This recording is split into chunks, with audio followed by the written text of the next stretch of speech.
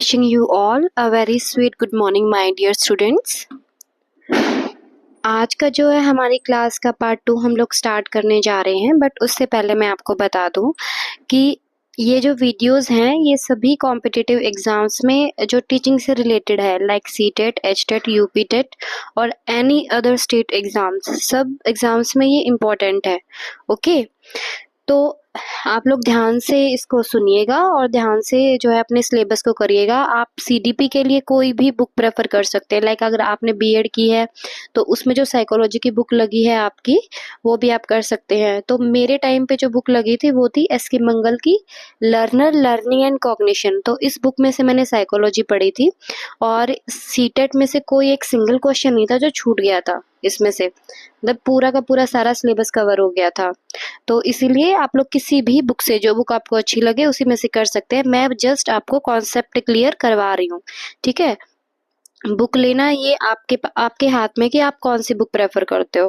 Okay, चलिए ठीक है। तो थोड़ा सा मैं आपको रिवीजन करा देती हूँ। कल हमने क्या किया था, कल हमने पियाजे की कोग्निटिव डेवलपमेंट थ्योरी की थी, जिसमें हमने किया था कि कॉग्निशन होता क्या है। कॉग्निशन में जो बच्चा जो है, छोटा बच्चा नॉलेज गेन कैसे करता है, और उसके बाद किया था हमने उसी के तीन फैक्टर्स थे, एकोमोडेशन, एक्युमुलेशन और क्या था, एक और इक्विलिब्रेशन।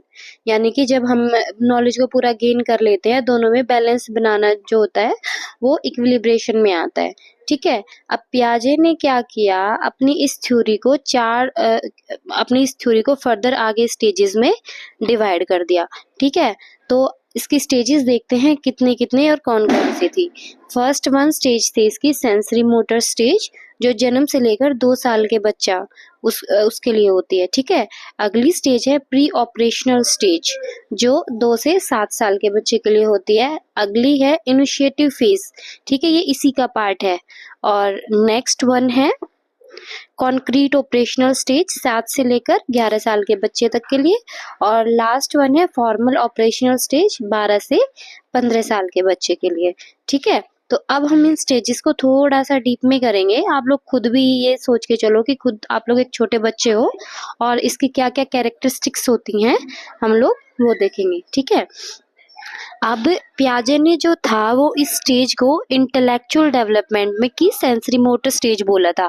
सेंसरी मोटर किस लिए बोला था, क्योंकि इस स्टेज में बच्चे अपनी सेंसेस से सीखते हैं, ओके। और सेंसेस मतलब जब जन्म लेता है बच्चा, छोटा होता है, तो उसकी सेंसेस ज्यादा एक्टिव होती हैं, ठीक है। वो या तो आपको रो के बताएगा, या आपको अगर वो खुश होगा तो हंस के बताएगा। यानी कि वो बोल के तो बता नहीं सकता। उसकी लैंग्वेज डेवलपमेंट, तो लैंग्वेज की जो डेवलपमेंट है वो 2 साल के बाद स्टार्ट होती है, ठीक है।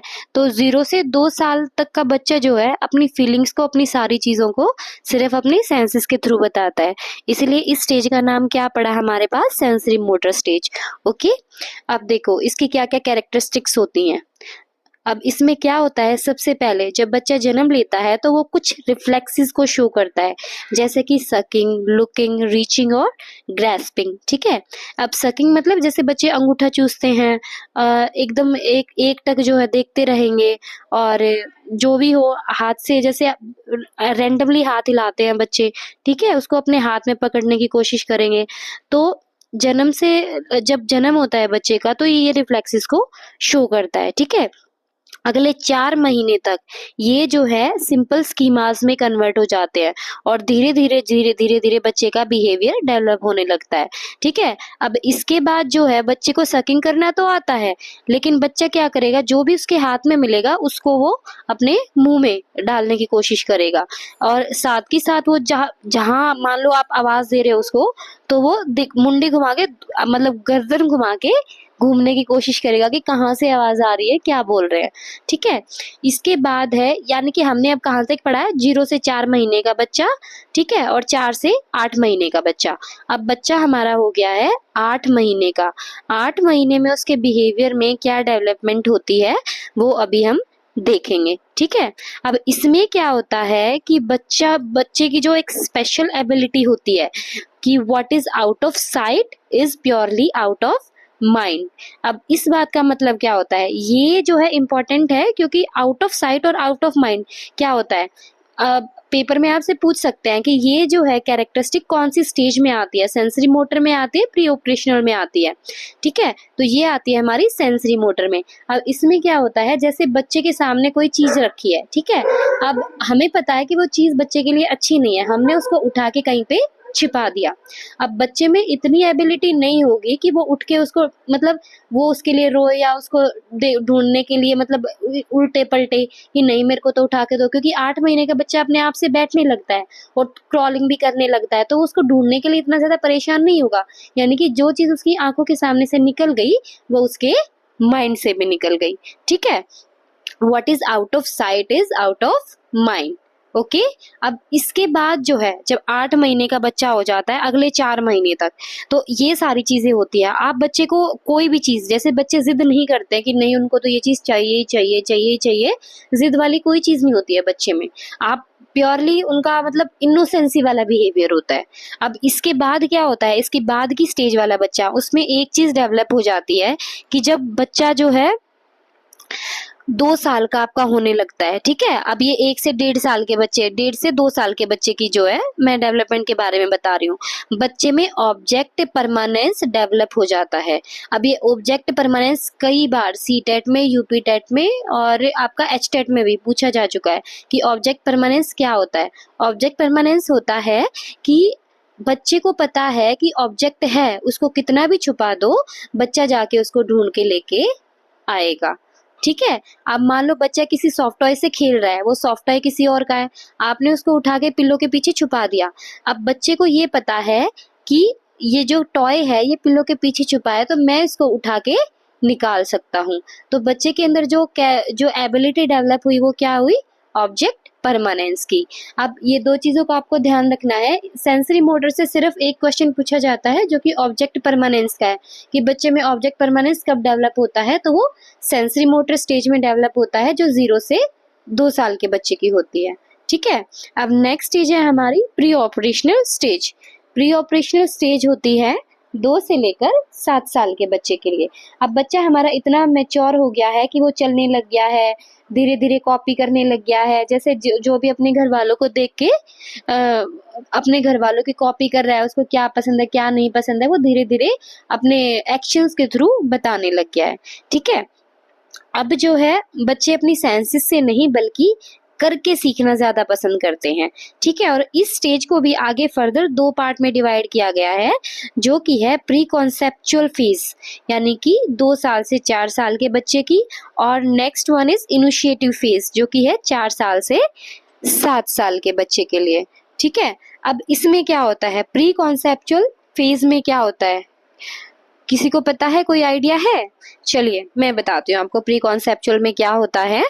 अब इसके अर्ली स्टेज में होता है कि बच्चे को जो भी, अगर मान लो जो भी किसी नाम से अगर उसके सामने किसी चीज का नाम रख दिया, जैसे मान लो कि आप बता दोगे कि ये जो है 4 पैर वाला जानवर जो है वो गाय है। ठीक है, मतलब 4 पैर जिसके होते हैं वो गाय है, बच्चे को आपने एक बार बता दिया। अब वो जिस किसी भी चीज को देखेगा वो उसको क्या बोलेगा, ये तो गाय है। वो डिफरेंशिएट नहीं कर पाएगा कि ये घोड़ा है या गधा है या बकरी है, वो किसी चीज में डिफरेंशिएट नहीं करेगा। बच्चे में ये एबिलिटी डेवलप नहीं होती है। ओके, अब इसके अलावा और क्या है, बच्चा क्या बोलेगा, वो उसको जो भी कोई दिखाई देगा, मान लो कोई भी लेडी, वो अपनी मम्मी को मम्मी बोलता है। ठीक है, अब उसको ये पता है कि मेरी मम्मी ये है, लेकिन 2 साल से जब ऊपर का बच्चा होगा उसको जो कोई लेडी दिखाई देगी उसको ये लगेगा सारी औरतें उसकी मम्मी है, और अब पापा को बोलेगा उसको लगेगा सारे जो जेंट्स हैं वो उसके पापा हैं, वो सबको पापा पापा बोलेगा। अगर एक बार मम्मा मम्मा बोलना शुरू कर दिया तो वो सबको मम्मा बोलेगा, अगर पापा बोलना शुरू कर दिया तो वो सबको पापा पापा बोलेगा। वो डिफरेंशिएट नहीं कर सकता है, बच्चा लॉजिकली नहीं सोच सकता है। ओके, तो इसके बाद है इस स्टेज की सबसे पहली कैरेक्टरिस्टिक्स थी ये कि बच्चा जो है वो ऑब्जेक्ट्स को आइडेंटिफाई तो कर पाता है पर लॉजिकली उनके बारे में सोच नहीं सकता है, ठीक है। उनका जो मोड ऑफ थिंकिंग और रीजनिंग है वो क्वाइट इलॉजिकल है।